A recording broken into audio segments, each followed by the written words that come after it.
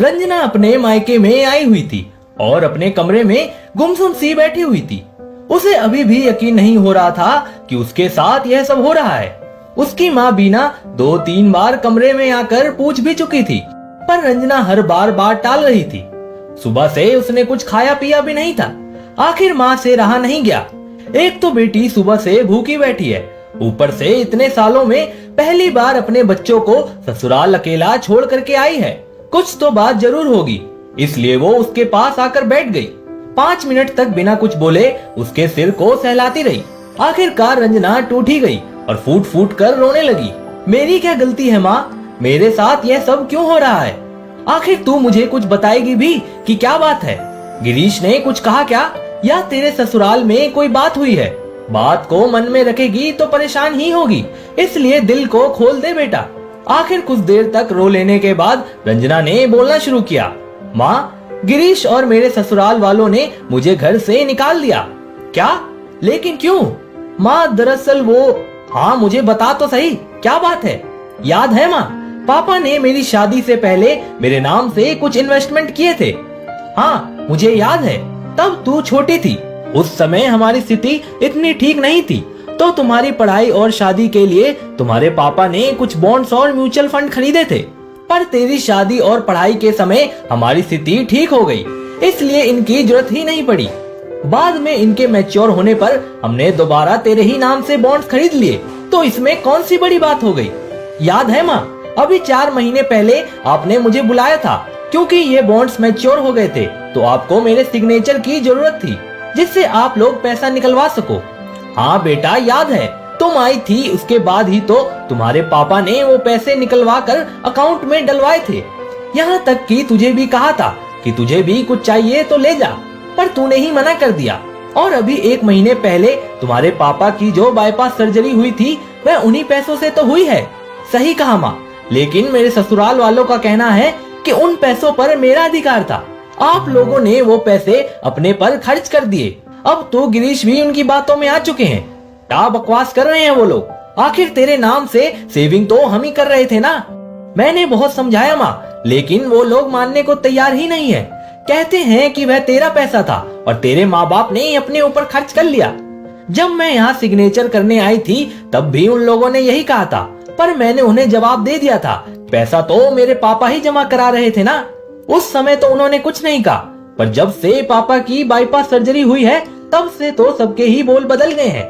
यहाँ तक कि गिरीश भी अपने माँ बाप की हाँ में हाँ मिलाता है।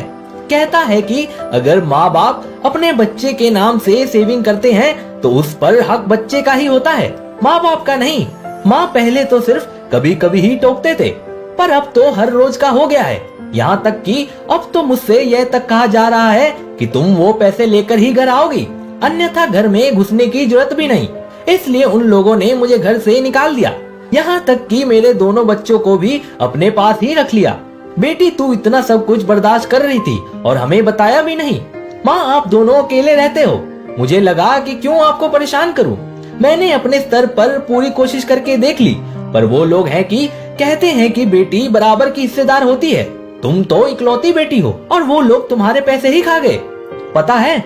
इसीलिए उन लोगों ने मुझे पापा की बाईपास सर्जरी के समय यहाँ रुकने नहीं दिया था। पता नहीं क्या फितूर सवार हो गया है उन लोगों पर। बेटा, इस फितूर का नाम लालच है। जब किसी पर सवार होता है तो अच्छों अच्छों के घर तोड़ देता है। तुम फिक्र ना करो, हम देखते हैं कि हम क्या कर सकते हैं। पर अब क्या होगा माँ, मुझे तो कुछ भी समझ नहीं आ रहा। पापा की 1 महीने पहले ही सर्जरी हुई है, उनसे क्या कहेंगे? बेटी, तू चिंता मत कर, मैं देखती हूँ कि हम क्या कर सकते हैं। रंजना की हिम्मत बांधकर बीना जी कमरे के बाहर आ गई, पर अब उनका दिमाग भी किसी काम में नहीं लग रहा था। एक ही बेटी है और उसके साथ भी यह सब हो रहा है। आखिर अपने ही तो पैसे थे, उसका इस्तेमाल कर लिया तो क्या गलत किया? रंजना का कोई भाई नहीं है, अगर होता तो जाकर संभाल लाता, क्योंकि उसके पापा तो खुद बाईपास सर्जरी के दर्द से उभर रहे हैं, इसीलिए अभी जा नहीं सकते। पर बीना जी एक माँ है, ऐसे हार कर तो बैठ नहीं सकती। आखिर अपनी बेटी के लिए लड़ना तो पड़ेगा, मतलब जो करना है उन्हीं को करना है। कुछ सोचकर बीना जी अपने कमरे में गई, अपना बैग उठाया और रंजना से कहा, मैं थोड़ी देर में आ रही हूँ, तुम पापा का ध्यान रखना, कहकर घर के बाहर निकल गई। वहाँ से वे सीधे ऑटो पकड़कर रंजना के ससुराल पहुँच गई। उन्हें इस वक्त आया देखकर रंजना की सासू माँ सकपका गई। अरे आप इस समय समधन जी? हाँ मुझे आना पड़ा, मुझे आप लोगों से जरूरी बात करनी है। आप बैठिए, मैं जरा गिरीश को बुला लेती हूँ। जी जरूर। थोड़ी देर बाद ही गिरीश और रंजना के ससुर जी घर आ गए। आते ही दोनों बीना जी के पास आकर बैठ गए। घर के सभी बड़े लोगों को साथ देकर बीना जी ने कहना शुरू किया, अच्छा हुआ समधी जी आप भी आ गए। दरअसल मैं गिरीश बेटे को यह कुछ बिल्स देने आई थी जिनका भुगतान अभी बकाया है, ताकि वे जल्द से जल्द उनका भुगतान कर दे। बीना जी की बात सुनकर रंजना के सास ससुर चौंक गए। उसकी सास ने कड़क होते हुए कहा, मेरा बेटा ये बिल क्यों भरेगा? जी ये उसकी जिम्मेदारी है, आखिर हम भी तो उसके माता पिता ही है ना। माना कि आप उसके सास ससुर हैं, तो उसके माता पिता जैसे ही हैं, पर इसका मतलब यह नहीं कि मेरा बेटा आपके बिलों के भुगतान करता रहेगा। आपको पता है ना कि अभी लॉकडाउन में उसका काम धंधा भी ठप पड़ गया था। अरे पर आपने भी तो उसके नाम से कुछ सेविंग्स किए होंगे ना, उससे कर दे भुगतान। अरे तो वह सेविंग हमने हमारे भविष्य के लिए की है, कल को जरूरत पड़ेगी तो हम किसके आगे हाथ फैलाएंगे? सब कुछ बेटे के नाम थोड़ी ना कर देंगे। अरे पर बेटा तो आपका ही है ना, तो क्या हुआ? बेटा मेरा है पर सेविंग तो हमने की है ना, तो उसे रखने का अधिकार भी हमारा ही है। रंजना की सासू माँ गुस्से गुस्से में बोल तो गई, लेकिन जब ध्यान आया कि गिरीश वहीं बैठा है तो चुप हो गई। गिरीश चुपचाप माँ की तरफ देखता रह गया। बस मैं आपके मुंह से यही सुनना चाहती थी। समझ में आ गया गिरीश बेटा, या अभी भी समझाना बाकी है? बीना जी के इस तरह के उत्तर से अचानक सन्नाटा सा छा गया। मुझे अब कहने की जरूरत नहीं है, बाकी आप समझदार हैं। जो सवाल आप मेरी बेटी से कर रहे थे उसका उत्तर भी आप लोगों ने ही दे दिया। अब गिरीश बेटा ये तुम पर निर्भर करता है कि तुम अपना घर बनाए रखना चाहते हो या बिगाड़ना चाहते हो। बेटा तुम्हारी भी एक बेटी है, तुम भी तो उसके नाम से सेविंग कर रहे होंगे। कल को जब वो ससुराल जाएगी तो क्या वो सारे पैसे उसके ससुराल वालों के हो जाएंगे? माता पिता सेविंग करते हैं अपने बच्चों के नाम से तो इसलिए कि कल को जरूरत पड़ेगी तो वह पैसा काम में आ जाएगा, और अगर बच्चों के काम ना आया तो उनके खुद के भविष्य के लिए आ जाएगा। पर पता नहीं क्यों आजकल लोगों को ऐसा लगता है कि बच्चों के नाम से सेव किया है तो बच्चों का ही हो गया। वैसे भी माता पिता के बाद सब कुछ बच्चों का ही तो है, तो थोड़ा सब्र नहीं है क्या? माफ कीजिए मम्मी जी, मेरी ही गलती थी जो मैं अपने माँ बाप की बातों में आकर अपना ही घर तोड़ने चला था।